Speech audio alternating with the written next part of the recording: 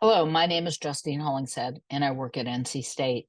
This is an overview about remote ID. A remote ID can be described as a digital license plate for drones. The FAA believes the use of remote ID is necessary to address aviation safety and security issues and is the next step toward the integration of drones in the national airspace system. Not too long ago, flying drones and other unmanned aircraft seemed like something out of science fiction. But now, the future has arrived, and the number of drones, or unmanned aircraft systems, is steadily increasing each year. The FAA is committed to fully integrating UAS into our national airspace system. Remote identification of drones is a crucial component of these integration efforts. In short, remote ID is the ability of drones in flight to provide identification and location information that can be received by other parties. See how remote ID is helping to pave the way of the future and welcome the benefits these new entrants can bring. Due to advances in technology, more and more unmanned aircraft systems are taking to the skies, proving beneficial for aerial imaging, inspection, delivery, and other capabilities.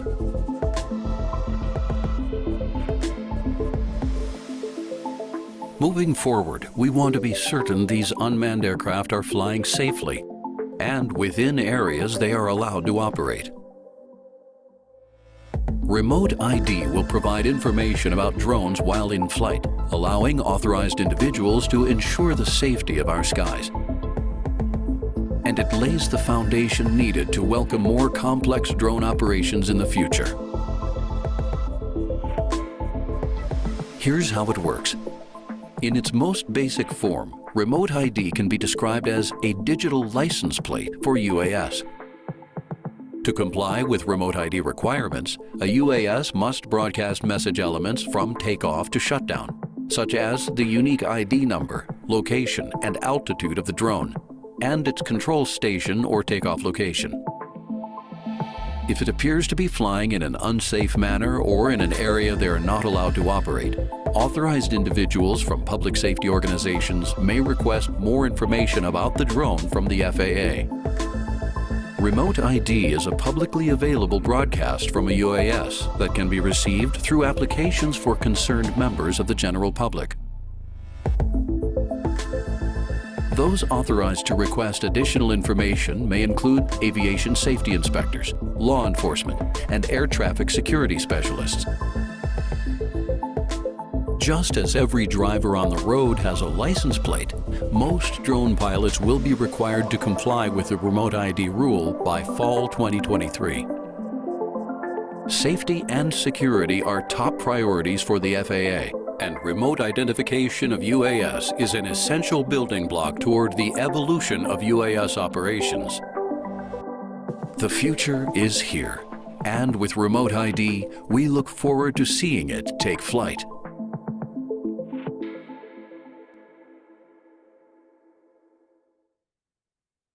There are three ways drone pilots can meet the identification requirements of the remote ID rule. First, operate a standard remote ID drone that broadcasts identification and location information of the drone and control station. A standard remote ID drone is one that is produced with a built-in remote ID broadcast capability in accordance with the remote ID rule. From takeoff to shutdown, the drone broadcasts its serial number or drone ID, its location and altitude, velocity, control station location and elevation, time mark, and emergency status. The second way is to operate a drone with a remote ID broadcast module. A broadcast module is a device that broadcasts identification and location information of the drone from takeoff location in accordance with the remote ID rule. The broadcast module can be added to a drone to retrofit it with remote ID capabilities. Pilots operating a drone with a remote ID broadcast module must be able to see their drone at all times during flight. From takeoff to shutdown, the module broadcasts its serial number or drone ID, drone location and altitude, drone velocity, its takeoff location, takeoff and landing location and elevation, and time mark, but no emergency status. Setup with your drone is required when you're using a remote ID broadcast module. The third way is flying within a FRIA or an FAA recognized identification area. We will discuss this in more detail at the end. So let's think about this as steps toward compliance. The FAA requires that all drones be registered. The only exception is for drones that weigh a half a pound or less, meaning less than 255 grams, and are flown exclusively under the exception for recreational flyers. So that's a small number of people and drones. Under the remote ID rule, all drone pilots are required to register, including those who fly for fun, for business, or for public safety, and they must operate their drone in accordance with the final rule on remote ID. So this is really everyone. The first step is knowing if your drone is compliant. You can check that by going to the FAA's website. The URL is on the screen, uasdoc.faa.gov/login. So when you go to that website, this is what it's going to look like. You do not have to have a login to check to see if your drone is compliant or not. Click on the View Public Doc List option on the screen. And when you do that, it will take you to a page that looks like this. Once you get to the search screen, you can filter by manufacturer. So for example, if you type in DJI in the search field, it will bring up all of the aircraft that are in the compliance process. The list shows you the status. You were looking for it to say accepted. It will also indicate the date it was accepted by the FAA. Once you have the complete list, you can then select an aircraft to see more details. To do that, click on View. Once you click on View, it will bring up this screen, and it'll show you the particular aircraft's remote ID declaration of compliance information from the FAA. You do not need to print anything, but you do have an option to do so, and this could be helpful in case you need to ever show the information about your particular drone and its compliance. Even if your drone is advertised as remote ID ready or uses some other verbiage, only drones or broadcast modules listed on the FAA Declaration of Compliance website are considered to be in compliance with the rule. Keep in mind that most drones made after September 2022 are already compliant, but you should still check the status. Make sure there isn't a firmware update that could bring your drone into compliance with the rule. We will discuss how to make sure your remote ID is functioning on your drone in a few minutes. So now step 2 is to log in to the FAA Drone Zone, which you should already have an account for, and update your aircraft information. This is required. So when you get to the FAA Drone Zone, you're going to select either adding a device if it's a new drone to you, or editing an existing device. So you will now see a field for remote ID, whether you're adding a new device or updating an existing device. So if you're editing an existing drone, you can toggle from no to yes for the question, does your drone broadcast FAA remote ID information? So if you haven't gone to FAA Drone Zone in a while, you haven't done anything to update your drone, you're now going to see this question when you go to edit device. It will require you to select the UAS type, either standard remote ID or remote ID broadcast module, regardless of what you're doing. So if you're adding a new device or editing, you're going to have to select the UAS type in that drop-down box. If it is a standard remote ID, the serial number from the drone should populate into the remote ID serial number field. If it doesn't pre-populate or you're using a broadcast module, you can enter the remote ID serial number into the field and then click Save. There are some older model drones that are still being updated in the system, so they may not pre-populate. Remember that all aircraft must be registered and have the ability to broadcast remote ID. Some manufacturers have different serial number configurations, and it depends on when the drone was manufactured. For example, with newer DJI drones, they have a 20-digit alphanumeric serial number. In this case, the remote ID serial number is the same as the aircraft serial number and generally the same as the flight controller serial number. For DJI, if the drone has a 14-digit alphanumeric serial number, the remote ID serial number is not going to be the same as the aircraft serial number or flight controller serial number. This is the case for legacy aircraft like the Mavic 2 Pro or Zoom. You can get the remote ID serial number of these drone models either in the flight controller app or via WLAN. Under the FAA remote ID rule, drones with standard remote ID capabilities are required to have a remote ID compliance label affixed to indicate that the drone complies with the remote ID rule. Newly produced drones will have that label affixed with the compliance information before leaving the factory.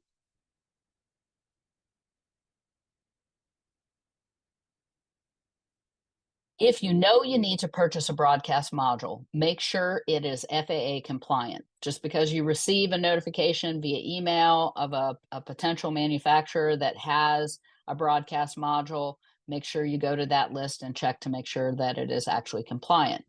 Go back to that FAA doc website. You can search for the broadcast module just like you do with the aircraft, and the module must also have an FAA approved declaration of compliance. There are two types of remote ID modules, standalone modules and add-on modules. Standalone modules are independent devices specifically designed for drones lacking built-in remote ID capabilities. They are self-contained, often with their own power source. You can integrate with various drone models. The example on the left and in the middle are two types of standalone modules. The add-on remote ID module, like the one on the right, is designed as an attachment to an existing drone system. It will rely on the drone's power and is tailored to enhance drones that are already equipped with some level of ID broadcasting capability, albeit not enough to make them fully compliant. Both types of modules meet the requirements of the FAA's remote ID rule. The examples shown here are just a few of what is publicly available. Each module costs a different amount, and they're still a bit of on the pricey side. Remember that any type of broadcast module has a serial number, and it will have to be entered into your account in the FAA drone zone attached to that particular aircraft. Also keep in mind that these modules are going to require setup as well. So this brings us to step number 3.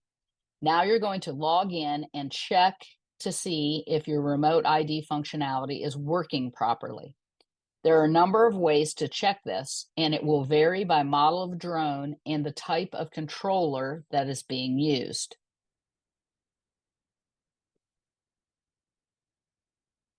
Different aircraft and apps are going to display the status in various locations. You can check the status in the flight control app. On the left are some examples of what you might see if the remote ID is working properly. So you see it says functionality normal, green dot, RID with an up arrow. It says normal. On the right, if there is an error or problem with the broadcast, you're going to see that noted. So remote ID error. You'll see an error next to RID, remote ID module error, contact. So those are going to be examples of what you might see if it is normal versus abnormal. Another way to check to see if your remote ID is functioning properly is to see if the remote ID serial number is displayed in available networks of the WLAN, so WLAN. Use your remote controller to start the drone, then use the WLAN of your cell phone or tablet to scan the remote ID serial number broadcast by the drone at a location close to the drone.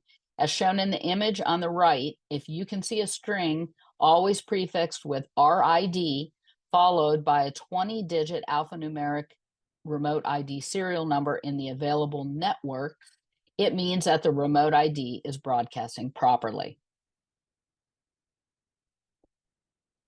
So I mentioned earlier about a FRIA. The last way a drone pilot can meet the remote ID rule is to fly in a FRIA.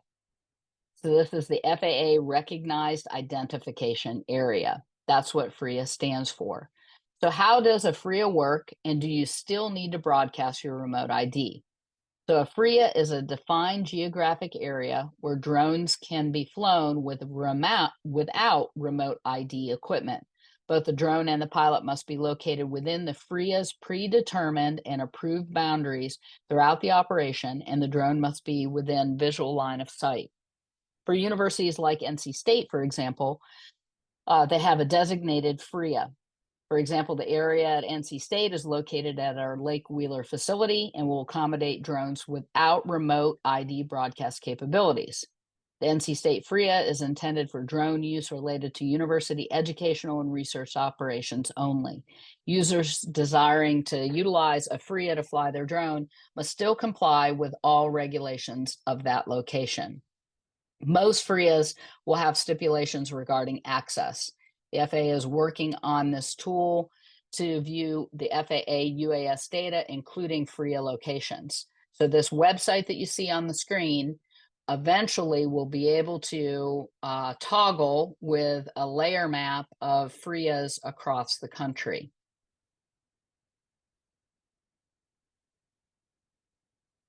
In the meantime, before the FAA gets their website fully functioning, and while they're finalizing that online map, there is a publicly curated resource that is available. If you go to www.friamap, FRIAMAP, all one word, .com, it will bring you to this website.